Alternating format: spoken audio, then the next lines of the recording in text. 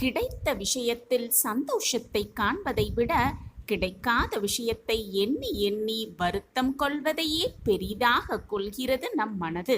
அப்படி இல்லாமல் கிடைப்பதை வைத்து சந்தோஷமாக ஆனந்தமாக இருக்கலாம்.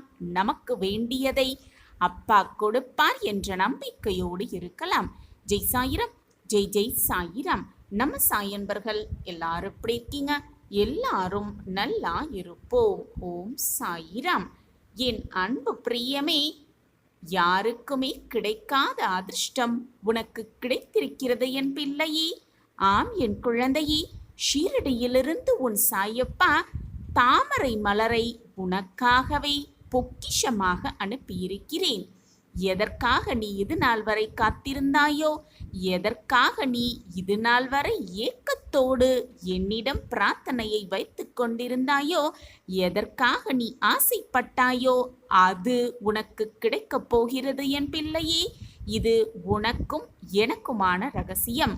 நிச்சயமாக நீ கேட்பதை நான் கொடுக்கப் போகிறேன்.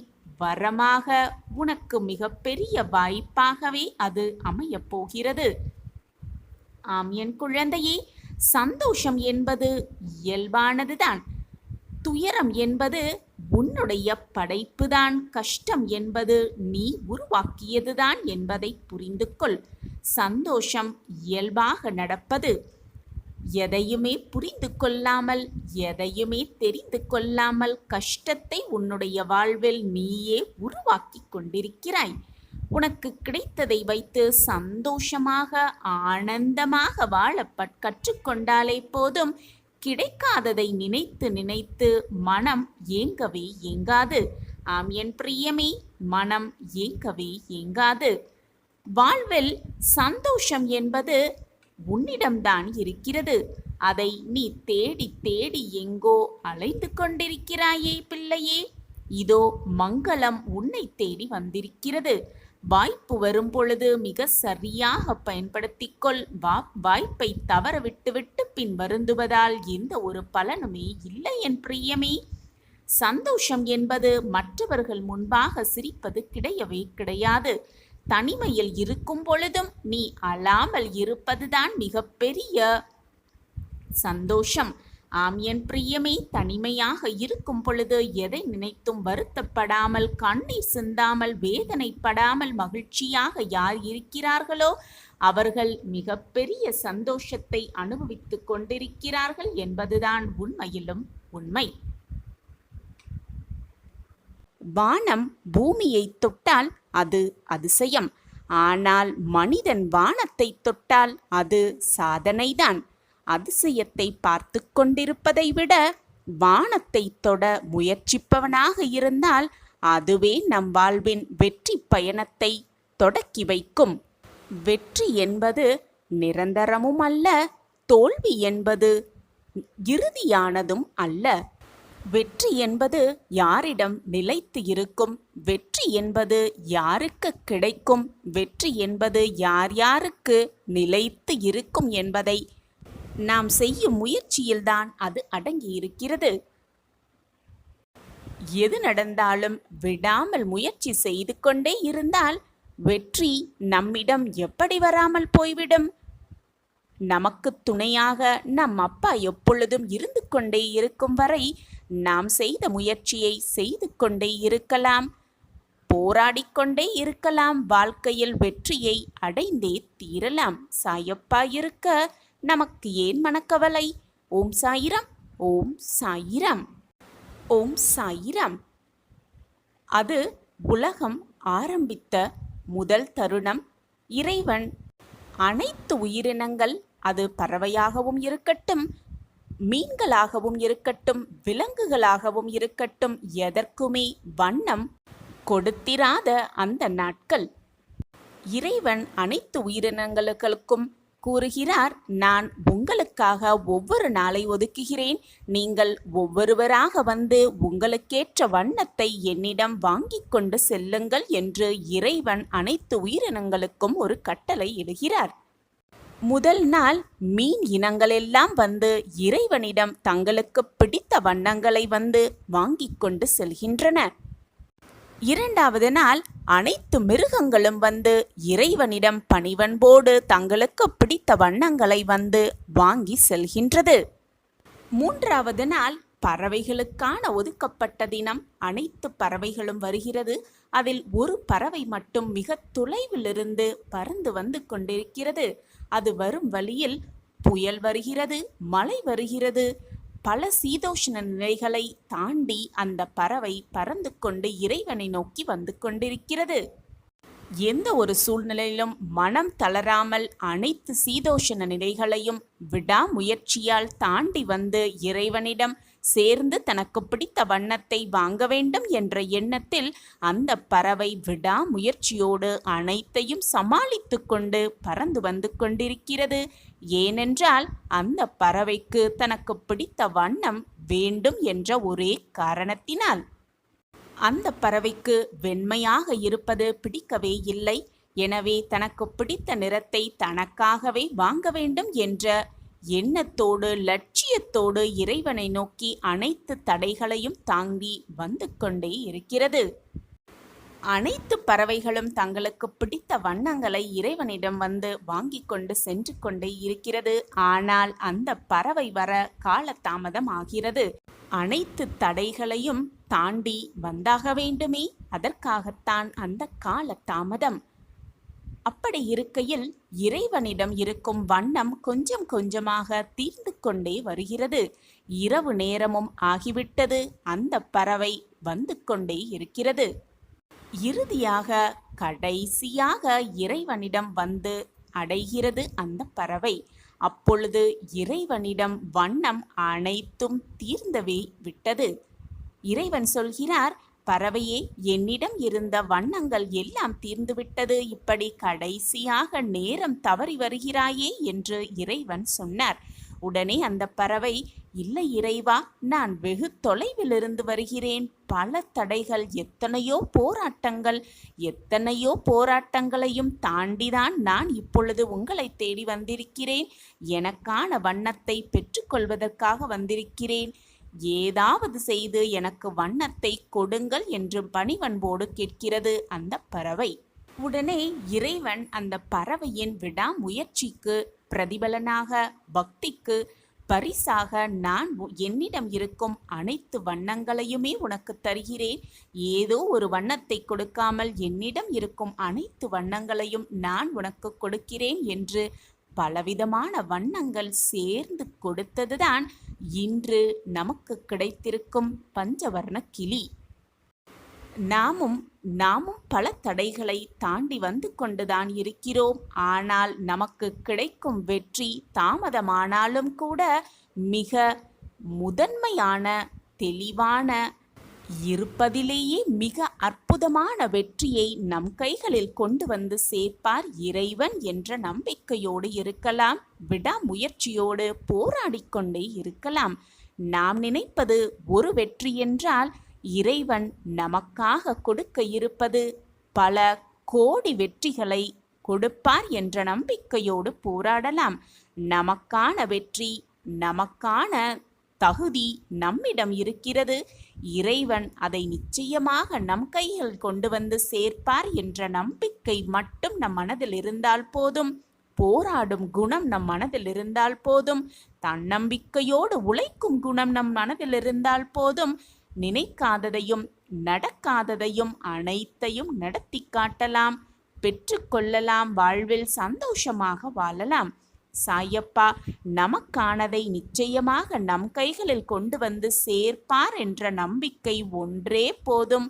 நடக்காததையும் நடத்தி காட்டும் வல்லமை அப்பாவின் கைகளில் இருக்கிறது.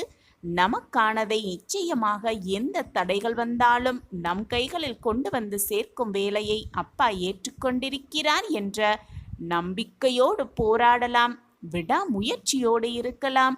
தன்னம்பிக்கையோடு போராடலாம். நம்பிக்கை என்ற ஒன்றே போதும். வாழ்க்கையில் வெற்றியை அனுபவித்தே தீரலாம். வெற்றியின் உண்மையான அளவீடு என்ன தெரியுமா?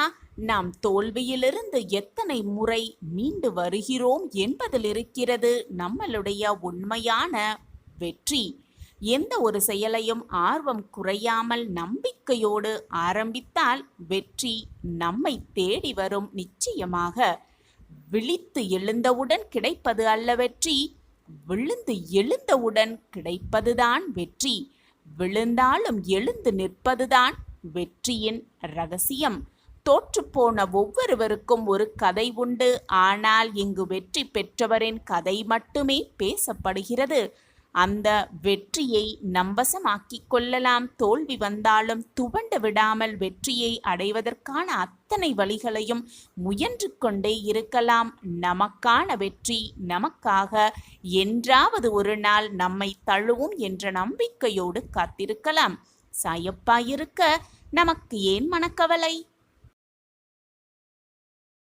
நீ அடைய விரும்புவதை என்னிடம் முழு மனதோடு கேட்டுவிட்டாயல்லவா? இதோ உனக்கானதை உன்னிடம் சேர்க்கவே உன் சாயப்பா வந்துள்ளேன். உனக்கு வேண்டியதை என்னிடமிருந்து பெற்றுக்கொள். இதை கேட்கும் பொழுதே உன் முகம் மலர்வதை நீயே உணர்வாய். உன் முகம் மலர்ந்து என்னிடம் ஓடி வந்து, சாயிநாதரே, என் வாழ்க்கையை மாற்றி அமைத்ததற்கு நன்றி சாயிநாதரே என்று என்னிடம் வந்து சொல்லத்தான் போகிறாய். வீண் குழப்பத்தை எல்லாம் விட்டுவிடு. உனக்கான நல்லது நிச்சயமாக உனக்காக நடக்கத்தான் போகிறது. அதை உனக்காகவே நான் நடத்தி காட்டுவேன். நான் எது நினைத்தாலும் எனக்கு அது தடங்களாகவும் தடைகளாகவும் முடிகிறதே. நான் என்னதான் செய்வது என்றுதானே உன் மனதில் ஏக்கமும் குழப்பமும். உன்னுடைய தடைகள், உன்னுடைய தடங்கல்கள் எல்லாம் இன்றோடு முடியப் போகிறது.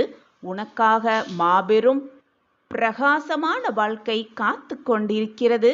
உன் வாழ்க்கையில் ஏற்பட்ட தடங்கல்கள் எல்லாமே மாறி இனி நீ எடுத்து வைக்கும் ஒவ்வொரு அடியும் உனக்காக வெற்றி அடிகளாகத்தான் இருக்கும். நான் இருக்கிறேன். எதற்குமே நீ பயப்பட வேண்டிய அவசியமே இல்லை. அதிரடியாகவே நான் சொல்கிறேன். உன் வாழ்வு மாறப்போகிறது. சர்வ நிச்சயமாக மாறத்தான் போகிறது. என் பிரியமே, உனக்கு எதிராக எத்தனை பேர் செயல்பட்டாலும் அதை பொருட்படுத்தாமல் இரு. மனதை போட்டு குழப்பும் பிரச்சனைகள் விரைவில் சரியாகிவிடும் என்று உன் மனதிற்கே நீ சொல்லிவிட்டு உன்னுடைய வேலையை பார். விரைவில் அதிசயம் உன் வாழ்வில் நடக்கும். நீ என்னிடம் அன்பு, பாசத்தை எதிர்பார்க்கிறாய். நான் உன்னிடம் எதிர்பார்ப்பது ஒன்றே ஒன்றைத்தான் என் பிள்ளையே.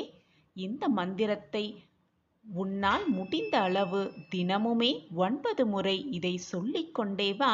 உன் வாழ்க்கையில் உள்ள துன்பங்கள், துயரங்கள், வேதனைகள் எல்லாம் தீருவதை நீ உணர்ந்து கொள்வாய். நீ உணர்ந்து கொள்ளும் தருணத்தையும் நான் உனக்கு உருவாக்குவேன்.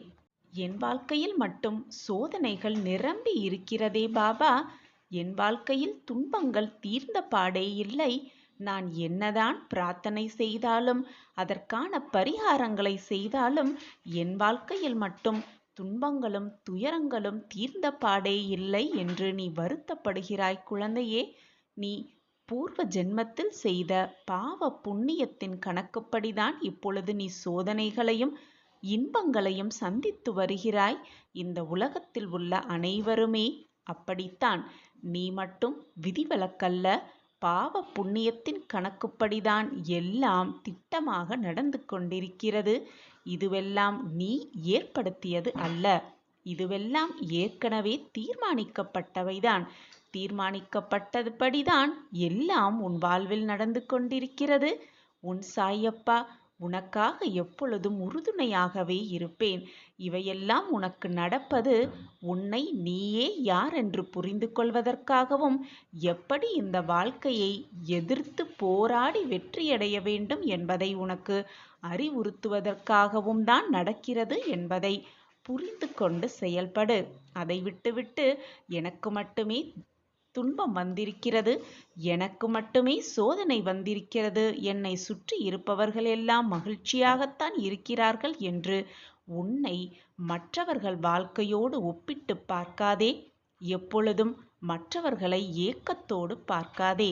உனக்கு கிடைத்திருக்கும் இந்த பொக்கிஷமான வாழ்க்கையை எவ்வளவு நிம்மதியாகவும் மகிழ்ச்சியாகவும் வாழலாம் என்று சிந்தனை செய். உன் எண்ணப்படி, உன்னுடைய சொற்கள் படி உன் வாழ்க்கையும் அப்படியே ஆகிவிடும். எண்ணம்தான் வாழ்க்கையாக மாறும். எனவே நல்ல எண்ணங்களை உன் மனதில் வளர்த்துக்கொள். நல்ல சொற்களை உன் வாயால் சொல்லிக்கொண்டே இரு.